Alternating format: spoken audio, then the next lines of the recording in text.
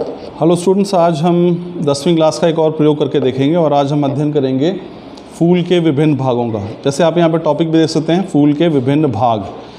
तो स्टूडेंट्स, हमारे पास ये एक फूल मैंने रखा है, चाइना रोज़ का ये एक फूल लिया है मैंने यहाँ पे, और इसके भागों को हम अलग अलग अध्ययन करेंगे। तो देखिए, मोटे तौर पर अगर मैं आपको बताऊँ कि पुष्प जो है वो किसी भी पौधे का लैंगिक भाग होता है। किसी भी पौधे के दो भाग होते हैं, एक को बोलते हैं हम कायिक भाग, जिसको वेजिटेटिव पार्ट बोलते हैं, और दूसरा बोलता है लैंगिक भाग यानी कि रिप्रोडक्टिव पार्ट।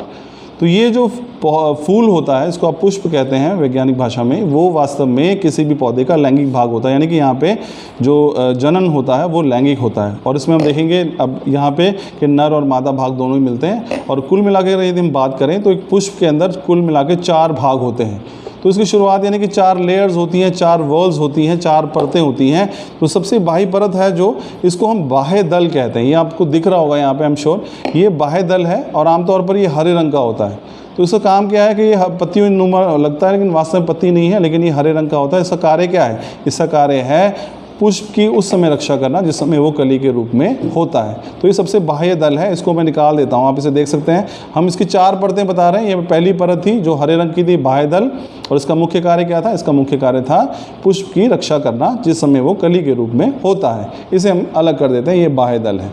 अब इसके बाद दूसरी परत आती है, मैं आपको पहले बता रहा हूँ 4 परतें हैं। अब अगली परत अगर आप देखेंगे तो ये रंगीन पंखुड़ी है, ये पंखुड़ी है, ये उसका दूसरी परत है। बाहर की तरफ से ले रहे हैं, बाहर की तरफ से सबसे पहली परत थी हमारे पास बाह्य दल, और ये अब दल हमारे पास जो है ये पंखुड़ी है।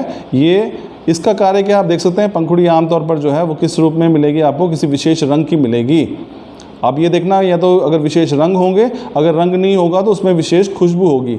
और इस विशेष रंग का जो कार्य है या फिर उस विशेष खुशबू का जो कार्य है वो क्या होता है? वो कार्य होता है कीटों को आकर्षित करना परागण के लिए, ठीक है ना। तो परागण के लिए आकर्षित करने के लिए ये दूसरी परत थी हमारे पास, जिसको हम बोलते हैं पंखुड़ी।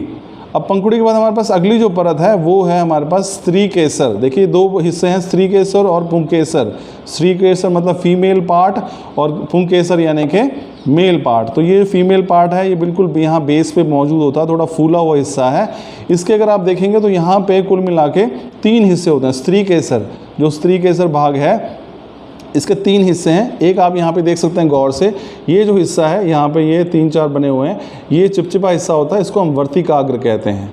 तो वर्तिकाग्र पे एक परागकण जो है वो गिरते हैं, और वो वर्तिकाग्र पे गिरने के बाद जो है रसायनोन्वर्तन के ज़रिए जो है वो यहाँ पे पहुँचते हैं, और उसके बाद ही जो है जो ये फूल है वो किस में विकसित होता है? वो फल में विकसित होता है। फल के अंदर फिर बीज सुरक्षित हो जाते हैं, बीज जो है फिर उसको दूसरे हम नया पौधा ले लेते हैं। तो ये हमारे पास जो स्त्री केसर है 3 भाग हैं। सबसे ऊपर वाले भाग को वर्तिकाग्र कहते हैं, ध्यान रखिए, वर्तिकाग्र। ये चिपचिपा भाग होता है, इस पर आके छोटे छोटे परागकण जो है चिपक जाते हैं, चाहे उसको हवा लेकर आए, चाहे कोई कीट लेकर आए, चाहे वो स्वयं इस पे गिर जाएं। तो ये वर्तिकाग्र है। और दूसरा जो स्त्री केसर का भाग होता है वो लंबी ट्यूब है, एक नली आकार की, आपको नली के आकार की दिखाई दे रही है, इसको हम वर्तिका कहते हैं।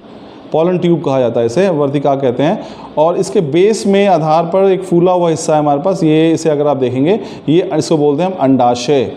यहाँ पे जो है हमारे पास एक्चुअली में ये क्या है, एक तरह से यहाँ पे निषेचन होता है। अगर आप इसे देखेंगे तो स्त्री केसर के 3 भाग है, वर्तिकाग्र, वर्तिका और अंडाशय। तो ये तीसरी वर्ल थी, तीसरी परत थी। चौथी परत, अब इसको भी निकाल देते हैं यहाँ से। चौथी परत हमारे पास जो है वो पुंकेसर यानी कि मेल पार्ट जो है वो बच गया इसके अंदर।